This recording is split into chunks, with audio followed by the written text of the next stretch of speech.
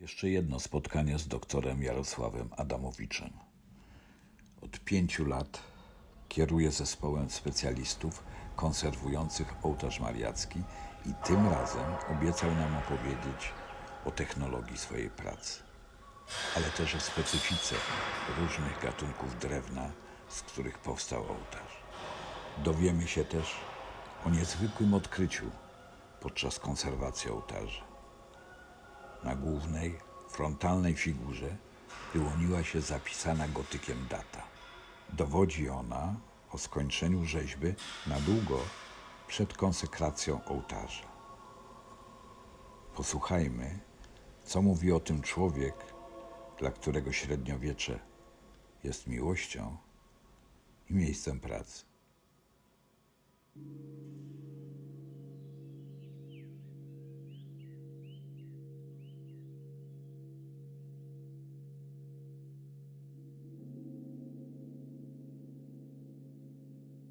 Pod względem takich informacji technologicznych można powiedzieć, że mamy parę wariantów możliwości, a mianowicie najpierw trzeba było powiedzieć, z jakim drewnem mamy do czynienia w kontekście całej konstrukcji tego wielkiego, gigantycznego ołtarza.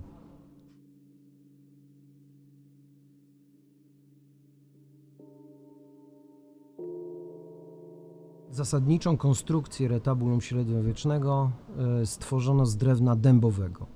To jest informacja niezwykła, dlatego że do roku 2015, czyli do rozpoczęcia prac konserwatorskich, tak naprawdę nie mieliśmy wyraźnie odnotowanych elementów, które z elementów samej konstrukcji szafy lub szafy i skrzydeł, czyli całego retabulum, są pierwotne, pochodzą z XV wieku, a które z tych elementów zostały dodane. Oczywiście mamy gigantyczny zasób informacji i materiałów mówiących nam o wszelkich wydarzeniach dotyczących remontu i konserwacji, zarówno XVII-wiecznej, XVIII-wiecznej, XIX-wiecznej zwłaszcza i wielu wydarzeń dwudziestowiecznych. Te informacje pozyskujemy zarówno z literatury przedmiotu, z archiwów, jak i zostały one odnotowane w samym obiekcie i na samym obiekcie znajdujemy różne inskrypcje pochodzące właśnie z tych okresów, które przed sekundą wymieniłem. W związku z tym, sięgając do tego datowania, z literatury przedmiotu przyjmujemy, że ołtarz powstawał 12 lat. W okresie 1477-1489.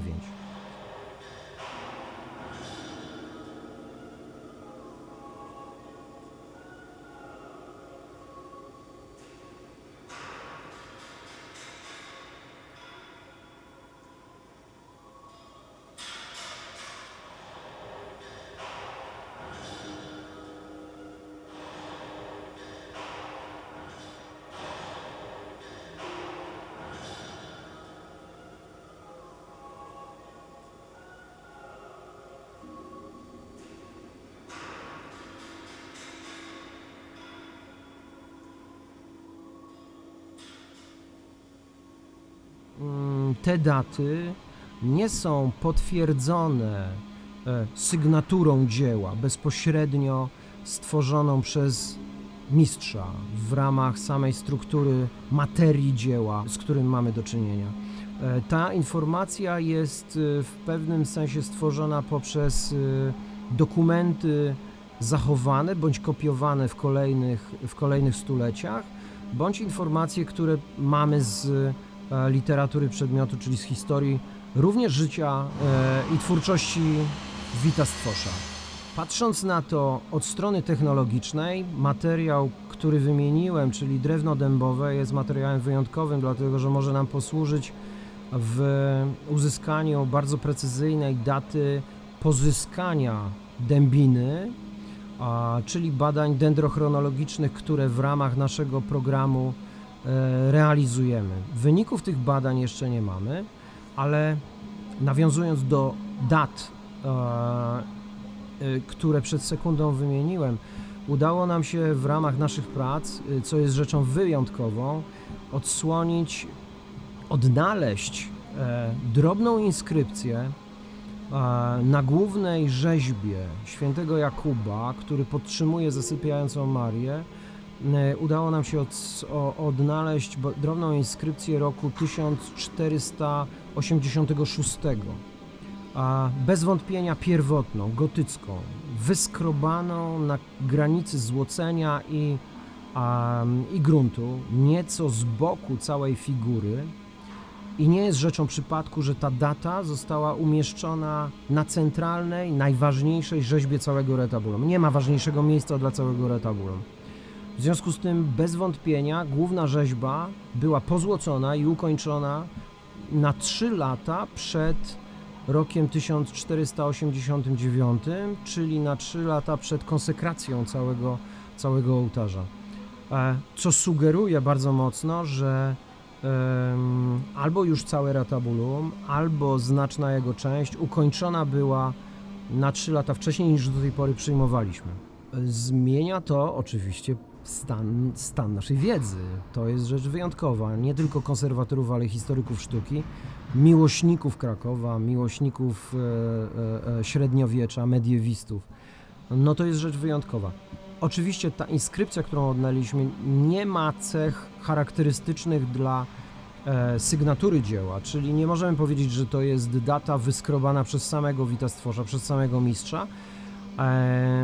Mogła być wykonana przez pozłotnika, mogła być wykonana przez mistrza również, ale na pewno nie powstała abstrakcyjnie, bezcelowo. Ona na pewno była bardzo mocno przemyślana i umieszczona specjalnie w tym, a nie innym miejscu.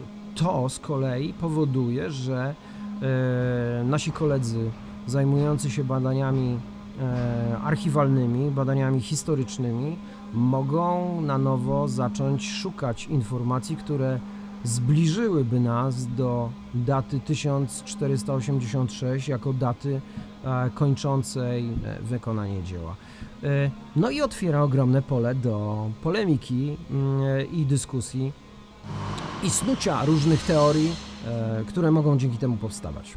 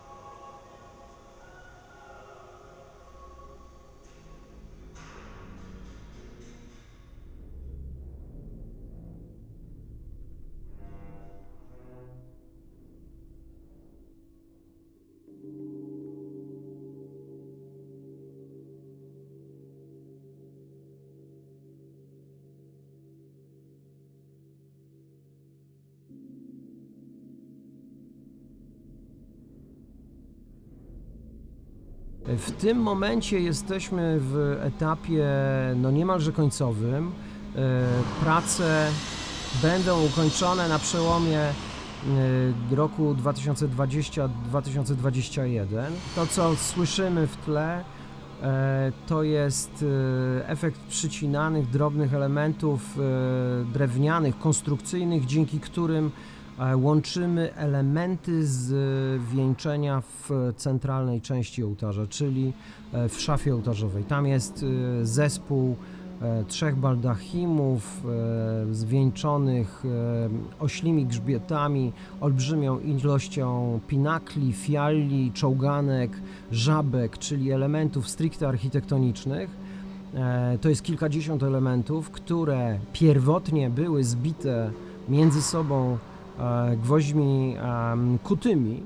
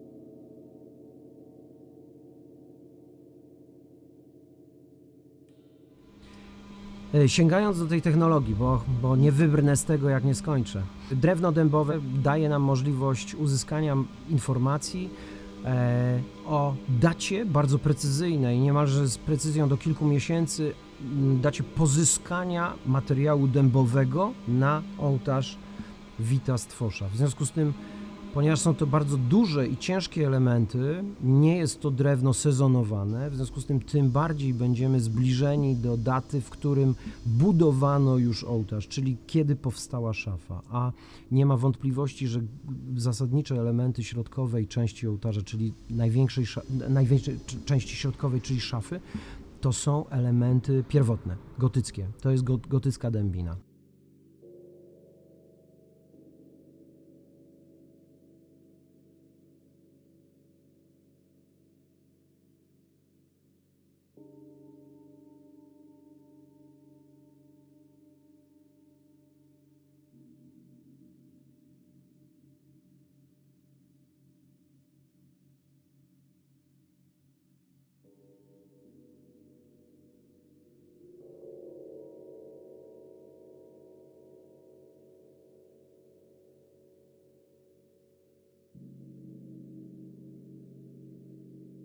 Wszystkie elementy ciesielskie, nazwijmy to, podobnie jak w przypadku kościołów drewnianych, budowanych w Polsce Południowej z drewna jodłowego, w 99% to, co popularnie nazywane jest kościółkami modrzewiowymi, to jest wszystko drewno jodłowe. Drewno jodłowe znakomicie da się datować za pomocą badań dendrochronologicznych i z precyzją do kilku miesięcy jesteśmy w stanie określić, kiedy pozyskiwano to drewno, a ponieważ wiemy, że pozyskiwano zimą, to kościoły drewniane powstawały albo w roku pozyskania tego drewna, albo najwyżej rok później, dlatego że oczywiście wtedy nie ma przyrostu i wtedy jest najmniejsza ilość soków, dzięki którym drewno przyrasta, w związku z tym zima jest najlepszym okresem do pozyskiwania. Mówimy o pozyskaniu, a ile rosły, to jest osobne zagadnienie. Możemy poprzez obliczanie poszczególnych przyrostów od rdzenia do przyrostów podkorowych rzeczywiście określić, jak stare były również drzewa, z których pozyskano ten materiał, czyli drewno do budowy samego ołtarza. Znacznie gorzej jest z drewnem lipowym, które absolutnie nie pozwala na badania dendrochronologiczne. Musimy też wiedzieć i pamiętać o tym, że rzeźby i płaskorzeźby całego retabulum, podobnie jak zresztą wszystkie te elementy, które wcześniej wymieniłem, czyli baldachimy, czołganki, kolumny, fialle, żabki, to wszystko jest wykonane z drewna lipowego.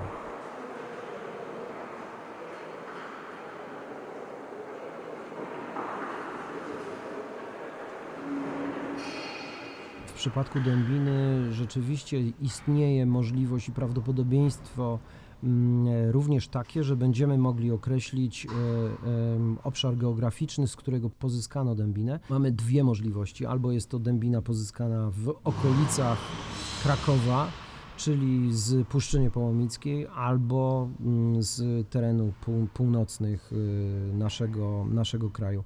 Ale wiadomym jest, że jeżeli cała północna Europa, czyli Belgia, Holandia, nawet Anglia, jak również północna Francja, a nawet Hiszpania korzystały z tak zwanej dębiny bałtyckiej, wtedy największym ośrodkiem dysponującym handlem dębiną był Gdańsk. W związku z tym spławianie tego drewna z obszarów północnego Mazowsza, Warmii Mazur, Litwy, Łotwy, czyli Żmudzi, to są tereny nadbałtyckie i ten handel z Gdańskiem był możliwy.